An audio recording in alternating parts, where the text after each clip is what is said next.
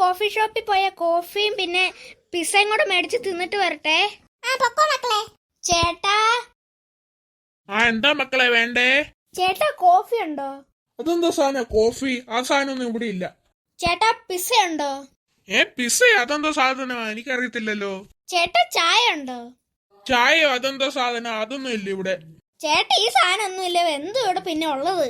10 ദിവസമായിട്ട് പഴകിയിരിക്കുന്ന മീൻകറിയും കഞ്ഞിയും ഉണ്ട്. എടുക്കട്ടെ മക്കളെ?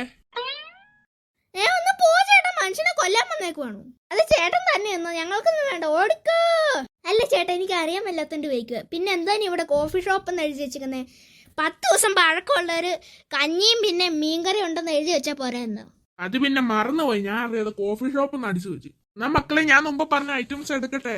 അല്ല ആ സാധനത്തിനൊക്കെ എത്ര രൂപയാ? 500 രൂപ. 500 രൂപ കൊണ്ട് വീട്ടിൽ തന്നെ ഒരു ചിക്കൻ ബിരിയാണി ഉണ്ടാക്കി എടുക്കാലോ. ഒന്ന് പോടോ.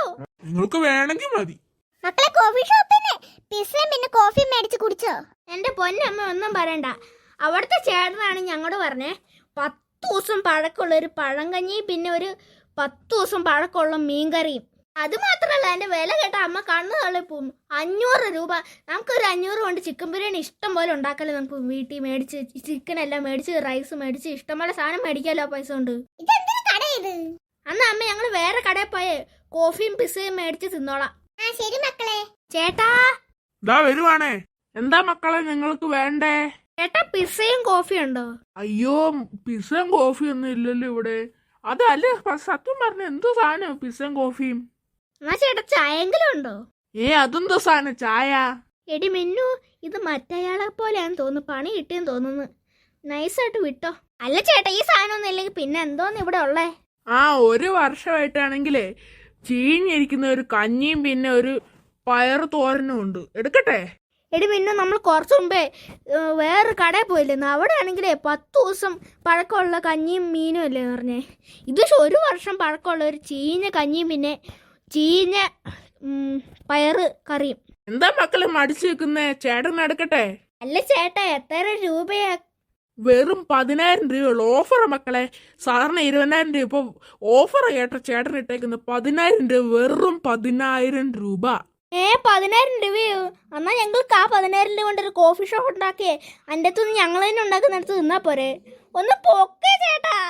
നിങ്ങൾക്ക് വേണ്ടെങ്കിൽ വേണ്ട. നല്ല ടേസ്റ്റ്. ഞാനിപ്പോ കുറച്ച് തിന്നിട്ട് വന്നേ ഉള്ളൂ. എന്റെ മിന്നു, ഇത് എന്താണ്ട് സാധനമാണെന്ന് തോന്നുന്നു. അനുഗ്രഹ ജീവിയും കണ്ടാന്ന് തോന്നുന്നു.